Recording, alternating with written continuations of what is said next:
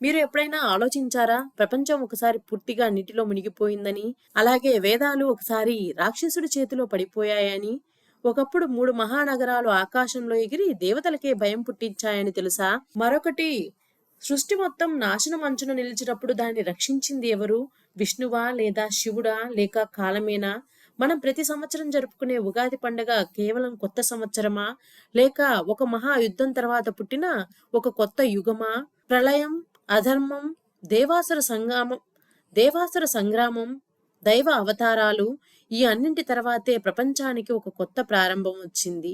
ఆ ప్రారంభమే ఉగాది. ఇది కేవలం పండుగ కాదు, ఇది సృష్టి తిరిగి పుట్టిన రోజు. కానీ ఆ రోజు వచ్చే ముందు ఏం జరిగింది? దేవతలు ఎందుకు భయపడ్డారు? ఎందుకు వేదాలు అదృశ్యమయ్యాయి? ఎందుకు ప్రపంచం నీటిలో మునిగిపోయింది? మరియు ఎందుకు శివుడు ఒకే బాణంతో 3 అసుర నగరాలను నాశనం చేయాల్సి వచ్చింది? ఈ రోజు మనం తెలుసుకోబోయేది ఉగాది వెనుక ఉన్న ఆ మహారహస్యం. ప్రళయం నుంచి ధర్మ విజయం వరకు జరిగిన ఒక అసాధారణ కథ. ఈ వీడియోని చివరి వరకు తప్పకుండా చూడండి. ఎప్పుడూ వినని రహస్యాలు మీకు ఈ రోజు అవగతమవుతాయి. అది ఒక విపరీతమైన కాలం. ప్రపంచం మొత్తం అంతులేని చీకటిలో మునిగిపోయింది. భూమి కనిపించదు, పర్వతాలు కనిపించవు. ఎక్కడ చూసినా మహాసముద్రం మాత్రమే కనిపిస్తుంది. కానీ అది సాధారణ సముద్రం కాదు, అది మహాప్రళయం. ఆ సమయంలో బ్రహ్మదేవుడు యోగ నిద్రలో ఉన్నాడు. అదే సమయాన్ని అవకాశంగా తీసుకుని ఒక భయంకర రాక్షసుడు దివ్యలోకాల్లోకి చొరబడ్డాడు. అతని పేరు హయగ్రీవుడు. అతని లక్ష్యం ఒకటే, జ్ఞానాన్ని నాశనం చేయడం. బ్రహ్మ యోగ నిద్రలో ఉన్నప్పుడు అతను 4 వేదాలను బ్రహ్మ నుండి దొంగిలించాడు. ఒక్కసారిగా ప్రపంచం జ్ఞానాన్ని కోల్పోయింది. ధర్మం మసకబారింది. చీకటి మరింత పెరిగింది. దేవతలు భయంతో వణికిపోయారు. వారందరూ కలిసి మహావిష్ణువును ప్రార్థించారు. అప్పుడు విష్ణువు ఒక అద్భుత నిర్ణయం తీసుకున్నాడు. అతను ఒక చిన్న చేప రూపంలో భూమిపై అవతరించాడు. కానీ అది సాధారణ చేప కాదు, అది మహావిష్ణువు యొక్క మొదటి అవతారం, మత్స్యావతారం. భూమిపై ఒక మహారాజు ఉన్నాడు. అతని పేరు సత్యవ్రతుడు. ఒకరోజు అతను నదిలో స్నానం చేస్తున్నప్పుడు తన అరలో ఒక చిన్న చేప కనిపించింది. ఆ చేప మెల్లిగా మాట్లాడుతూ, రాజా, నన్ను కాపాడండి అని వేడుకుంది. సత్యవ్రతుడు ఆశ్చర్యపోయాడు, కానీ అతని హృదయం దయతో నిండిపోయింది. వెంటనే అతను ఆ చిన్న చేపను ఒక పాత్రలో పెట్టి కాపాడాడు. కానీ రాత్రి గడిచేసరికి ఆ చేప పెద్దదయింది. పాత్ర సరిపోలేదు. అందుకే అతను దాన్ని ఒక పెద్ద కుండలో పెట్టాడు. కొన్ని రోజుల్లో కుండ కూడా చిన్నదయ్యింది.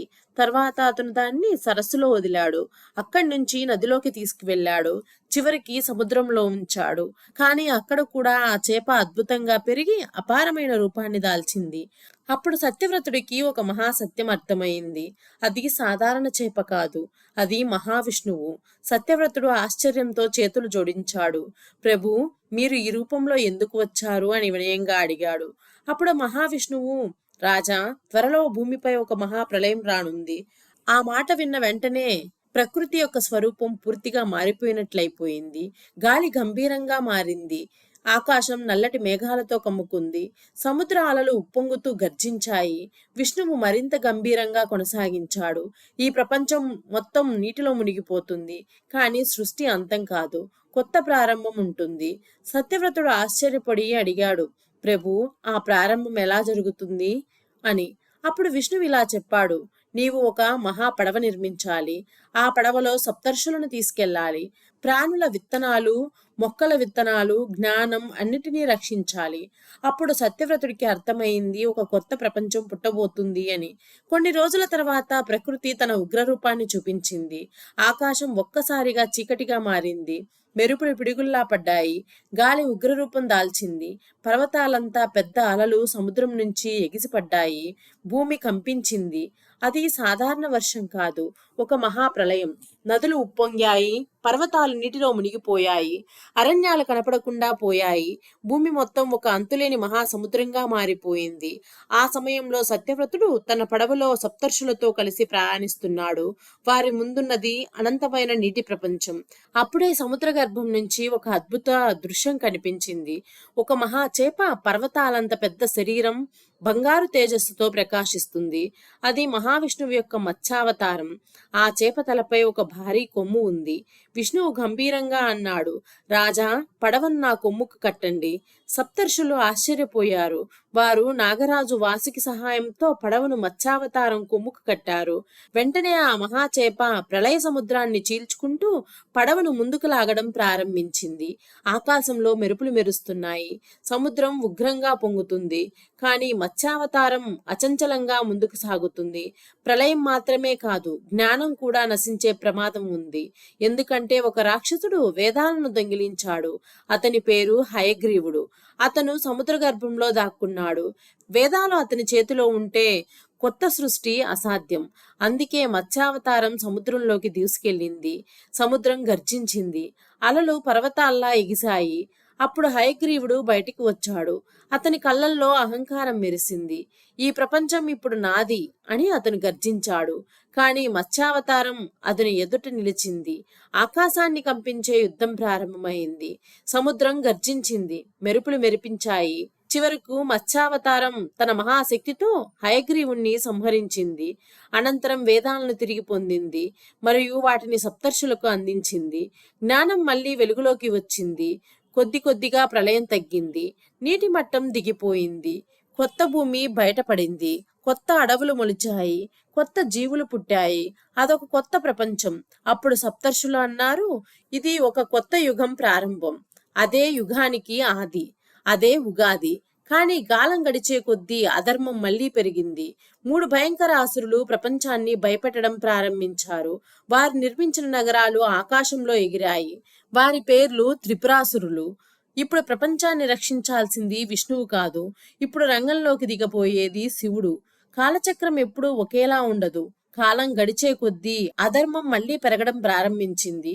అప్పుడు భూమిపై 3 భయంకర అసురులు ఒక మహాశక్తిగా ఎదిగారు. తారకాక్షుడు, కమలాక్షుడు, విద్యున్మాలి. వారు సాధారణ రాక్షసులు కాదు. వారు తీవ్రమైన తపస్సు చేసి బ్రహ్మను ప్రసన్నం చేసుకున్నారు. వారి తపస్సు తీవ్రతతో దేవలోకం కూడా కంపించింది. చివరికి బ్రహ్మదేవుడు ప్రత్యక్షమై మీకు ఏం వరం కావాలి అని అడుగుతాడు. అప్పుడు అసురులు ఒకరినొకరిని చూసుకొని నవ్వారు. వారి కోరిక భయంకరమైనది. 3 నగరాలు కావాలి. ఒకటి భూమిపై, ఒకటి ఆకాశంలో, మరొకటి అంతరిక్షంలో.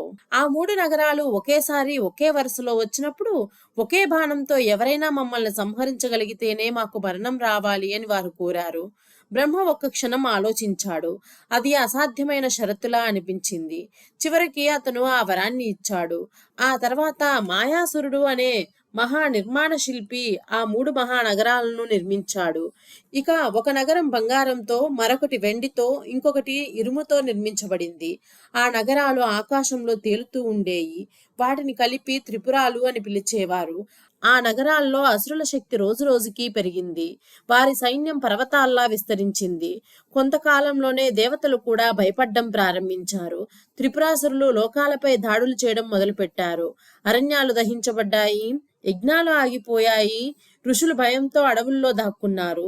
దేవతలు దేవలోకంలో సమావేశమయ్యారు. ఇంద్రుడు ముందుకు వచ్చి ఇలా కొనసాగితే సృష్టి మళ్లీ నాశనమవుతుంది అని అన్నాడు. అగ్నిదేవుడు వారి నగరాలు ఆకాశంలో ఉన్నాయి, వాటిని చేరడం అసాధ్యమని చెప్పాడు. వాయుదేవుడు బ్రహ్మ ఇచ్చిన వరం కారణంగా వారిని చంపడం కూడా అసాధ్యమని అని చెప్తాడు. చివరికి అందరూ ఒక నిర్ణయం తీసుకుంటారు. ఈ సమస్యను పరిష్కరించగల ఒకే ఒక్క దేవుడు ఉన్నాడు. దేవతలందరూ కలిసి కైలాసానికి వెళ్లారు. అప్పుడు శివుడు లోతైన ధ్యానంలో ఉన్నాడు. హిమాలయాల నిశ్శబ్దం మధ్య అతని తపస్సు ప్రకాశిస్తుంది. దేవతలు నమస్కరించారు. ఇంద్రుడు ముందుకు వచ్చి, ప్రభు, ప్రపంచం మళ్లీ ప్రమాదంలో ఉంది అని అన్నాడు. శివుడు కళ్ళను మెల్లగా తెరిచాడు. ఆ కళ్ళల్లో అపారమైన శాంతి ఉంది. దేవతలు త్రిపురాసురుల కథను వివరించారు. శివుడు మౌనంగా ఉన్నాడు. కొన్ని క్షణాలు పూర్తి నిశ్శబ్దం నెలకొంది. తర్వాత శివుడు మెల్లగా నవ్వుతూ, అధర్మం ఎంత పెద్దదైనా ధర్మం దాన్ని జయిస్తుంది అని అన్నాడు. త్రిపురాసురులను సంహరించడానికి యుద్ధం అవసరమైంది. దేవతలందరూ కలిసి శివుడి కోసం ఒక మహారథాన్ని నిర్మించారు. అది సాధారణ రథం కాదు, సృష్టి మొత్తం కలిసి నిర్మించిన రథం. భూమి రథంగా మారింది. సూర్యుడు ఒక చక్రంగా, చంద్రుడు మరొక చక్రంగా మారారు. బ్రహ్మ రథసారథిగా నిలిచాడు. విష్ణువు బాణంగా మారాడు. అగ్ని బాణపు అంచుగా మారాడు. పర్వతాలు ధనస్సుగా మారాయి. ఆ మహారథంపై శివుడు నిలబడ్డాడు. అతని చేతిలో పినాక ధనుస్సు ప్రకాశిస్తుంది. ఆకాశం ఒక్కసారిగా నిశ్శబ్దంగా మారింది. త్రిపురాలు ఒకే వరుసలోకి రావడానికి ఒక్క క్షణం మాత్రమే మిగిలి ఉంది. ప్రపంచం మొత్తం ఆ క్షణాన్ని ఎదురుచూస్తుంది. శివుడు ధనస్సును ఎత్తాడు. అతని కళ్ళల్లో దివ్య తేజస్సు మెరిసింది. ఆ బాణం విడిచే క్షణం సృష్టి చరిత్రను శాశ్వతంగా మార్చబోతుంది. సృష్టి మొత్తం ఆ క్షణాన్ని ఎదురు చూస్తుంది. త్రిపురాసుల 3 నగరాలు ఆకాశంలో తేలుతున్నాయి. ఒకటి బంగారు నగరం, ఇంకొకటి వెండి నగరం, మరొకటి ఇనుము నగరం. అవి 3 భిన్న దిశల్లో తిరుగుతున్నాయి. బ్రహ్మ ఇచ్చిన వరం ప్రకారం వాటిని సంహరించడానికి ఒకే ఒక్క అవకాశం మాత్రమే ఉంది. 3 నగరాలు ఒకే వరుసలోకి వచ్చిన క్షణం, ఆ క్షణం శతాబ్దాల్లో ఒక్కసారి మాత్రమే వస్తుంది. దేవతలందరూ ఆకాశాన్ని చూస్తున్నారు. విష్ణువు శివుని వైపు చూస్తున్నాడు. బ్రహ్మ రథసారథిగా రథాన్ని పట్టుకున్నాడు. శివుడు మహారథంపై నిలబడి ఉన్నాడు. ఆయన చేతిలో పినాక ధనుస్సు ఉంది. త్రిపురాసురులు తమ నగరాల్లో నవ్వుతూ ఉన్నారు. వారి నమ్మకం వారిని ఎవరూ చంపలేరనే, కాని కాలం దగ్గర పడుతుంది. ఆకాశంలో 3 నగరాలు మెల్లగా ఒకే వరుసలోకి రావడం ప్రారంభించాయి. దేవతల గుండెలు బలంగా కొట్టుకుంటున్నాయి. బ్రహ్మ గంభీరంగా అన్నాడు, ప్రభు, సమయం వచ్చింది. శివుడు మల్లగా ధనసును ఎత్తాడు. ఆయన కళ్ళల్లో అపారమైన తేజస్సు. విష్ణువు బాణంగా మారి ఆ ధనస్సులో స్థిరపడ్డాడు. అగ్ని బాణపు అంచుగా ప్రకాశించింది. సృష్టి మొత్తం ఒకే క్షణంలో నిలిచిపోయినట్లుగా అనిపించింది. త్రిపురాలు ఒకే వరుసలోకి వచ్చాయి. ఆ క్షణం శివుడు బాణం విడిచాడు. ఆ బాణం వజ్రంలా ఆకాశాన్ని చీల్చింది. అది 3 నగరాలను తాకింది.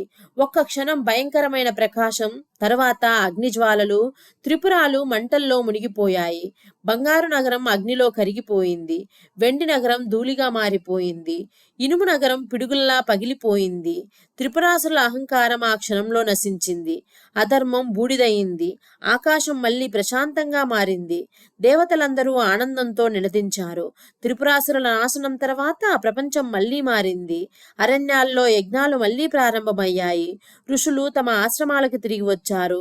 దేవతలు ఆనందంతో నిండిపోయారు. అధర్మం పెరిగినప్పుడు శివుడు దాన్ని సంహరించాడు. ఇప్పుడు సృష్టి మళ్లీ కొత్తగా ప్రారంభమవుతుంది. అప్పుడు బ్రహ్మ ఒక ప్రకటన చేశాడు. ఈ రోజు కొత్త యుగానికి ఆది. ఈ రోజు నుంచి ప్రపంచం కొత్త కాలాన్ని ప్రారంభిస్తుంది. అదే యుగానికి ఆది. అందుకే ఉగాది కేవలం పండగ కాదు, అదొక సందేశం. ప్రళయం వచ్చినా జ్ఞానం నిలుస్తుంది. అధర్మం పెరిగినా ధర్మం చివరికి గెలుస్తుంది. చీకటి ఎంత పెద్దదైనా ప్రకాశం మళ్లీ పుడుతుంది. ప్రపంచం ఎంత కష్టాల్లో పడినా కొత్త ప్రారంభం తప్పకుండా వస్తుంది. అదే ఉగాది సందేశం. అందుకే ప్రతి ఉగాది రోజున మనం ఒక విషయం గుర్తు చేసుకోవాలి. ప్రపంచం ఎన్నిసార్లు చీకటిలో పడిపోయినా ధర్మం మళ్లీ వెలుగులోకి వస్తుంది. అందుకే ఈ రోజు కేవలం ఒక కొత్త సంవత్సరం కాదు, ఒక కొత్త ఆశ, ఒక కొత్త ప్రారంభం. ఉగాది అంటే కేవలం కొత్త సంవత్సరం ప్రారంభం మాత్రమే కాదు, మన జీవితాన్ని ఎలా స్వీకరించాలో గుర్తు చేసే ఒక గొప్ప తత్వం కూడా. ఆ తత్వాన్ని తెలియజేసేదే ఉగాది. ఆ తత్వాన్ని తెలియజేసేదే ఉగాది పచ్చడి. ఈ పచ్చడిలో 6 రుచులు ఉంటాయి. తీపి, చేదు, పులుపు, కారం, ఉప్పు, వగరు. ఈ 6 రుచులను మనం జీవితంలోని 6 అనుభవాలను సూచిస్తాయి. తీపి ఆనందాన్ని సూచిస్తే, చేదు కష్టాలను గుర్తు చేస్తుంది. పులుపు ఆశ్చర్యాన్ని, కారం కోపాన్ని, ఉప్పు స్నేహాన్ని, వగరు కొత్త అనుభవాలను సూచిస్తాయి. కొన్ని క్షణాలు తీపిగా ఉంటాయి, కొన్ని చేదుగా ఉంటాయి. కానీ అన్ని రుచులు కలిసినప్పుడే జీవితం పూర్తవుతుంది. అందుకే ఉగాది మనకు చెప్తున్న సందేశం ఒకటే: జీవితంలోని ప్రతి అనుభవాన్ని స్వీకరించండి. అప్పుడే జీవితం నిజంగా అందంగా మారుతుంది. ఇలాంటి మరిన్ని ఆధ్యాత్మిక రహస్యాల గురించి తెలుసుకోవాలి అంటే జై సంహిత ఛానల్ ని ఇప్పుడే సబ్స్క్రైబ్ చేసుకొని మిగతా వీడియోలను తప్పకుండా చూడండి.